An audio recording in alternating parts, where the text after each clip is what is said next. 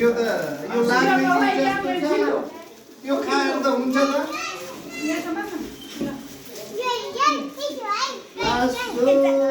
कापल्ला यो के हिमालको चुचुरो जस्तै रहेछ त यो त अब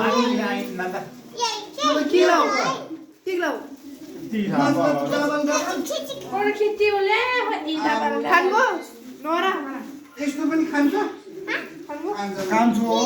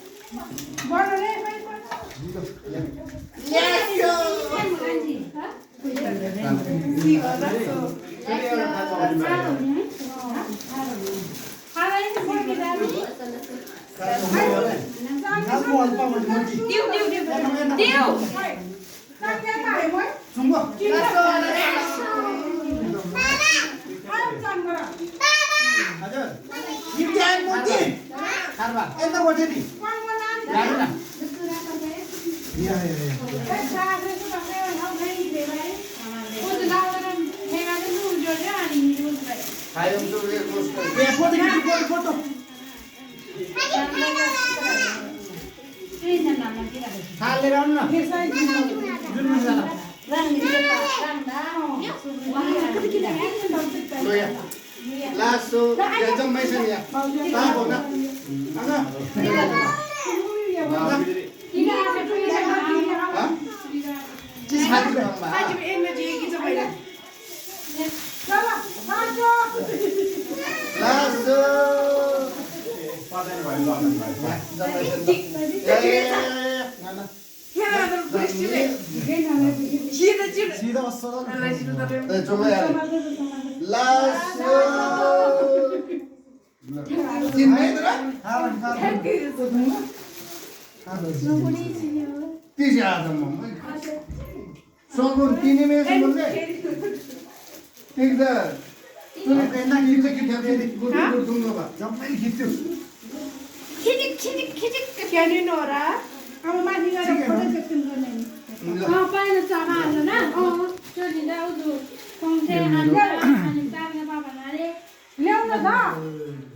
बढीको माइती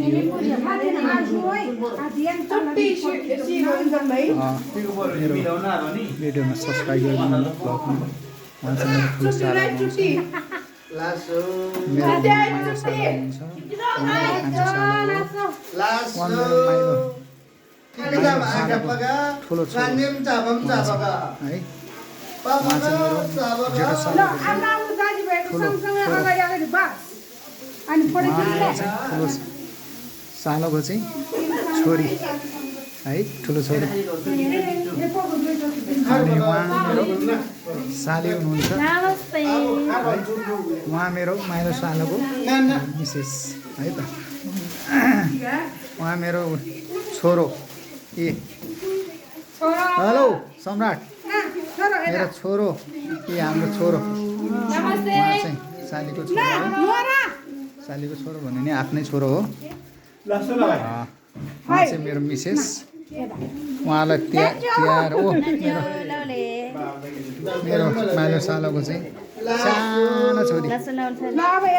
सानो छोरी मेरो माइलो सानोको चाहिँ छोरी उहाँ यहाँहरूलाई अझ आफ्नै बुढीले नखिचेको तपाईँले ल मेरो बुढी मेरो आफ्नै बुढी हेलो नमस्ते मेरो कान्छो सालाको छोरी हेर्नुहोस् कति परिवार छ ल हेर्नुहोस्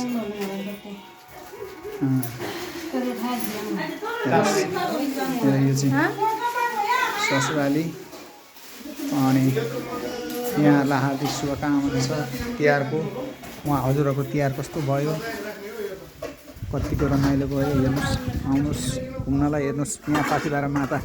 हुनुहुन्छ माथि पाथिभारा माता हुनुहुन्छ हेर्नुहोस् सौन्दर्य कति राम्रो छ रमाइलो छ यो मेरो चाहिँ ससुराली हो यो ससुराली हेर्नुहोस् केरा अनि नास्पाती काफल यो मेरो ससुराली घर हो हेर्नुहोस् गाइजहरू तपाईँहरूले कति रमाइलो ठाउँ छ ल हेर्नुहोस् अझ बनपारी हेर्नुहोस् डाँडामा चाहिँ पाथिभारा माता हुनुहुन्छ यहाँ स्थापना गरेको हो खोडाङ पाथिभारा माताको विशेष यहाँ चाहिँ धर्मावलम्बीहरू जो हिन्दूमाथि आस्था गर्नुहुन्छ उहाँहरू चाहिँ जहिले पनि भनौँ न दर्शन गर्न यहाँ आउनुहुन्छ शनिबार विशेष गरी भिड हुन्छ यहाँ ल हेर्नुहोस् डाँडाकाँडा हाम्रो नेपाल कति सुन्दर छ कति रमाइलो ठाउँ छ तपाईँहरू पनि यहाँ पाल्नुहोला विशेष यहाँ घुम्नको लागि साह्रै रमाइलो ठाउँ छ काठमाडौँ 7 डोबाट ललितपुर काठमाडौँ 7 डोबाट चाहिँ झन्डै तपाईँको कति किलोमिटर 30-32 किलोमिटर जति होला धेरै नजिक छ कति रमाइलो ठाउँ छ यो मुख्य गरी यो तामाङ बस्ती हो विशेष गरी यो तामाङ बस्तीले एकदमै भरिएको ठाउँ हो ललितपुरको दक्षिण साइडमा हजुरहरू यहाँ घुम्न आउनु होला फाल्नु होला हस् धन्यवाद हेर्नु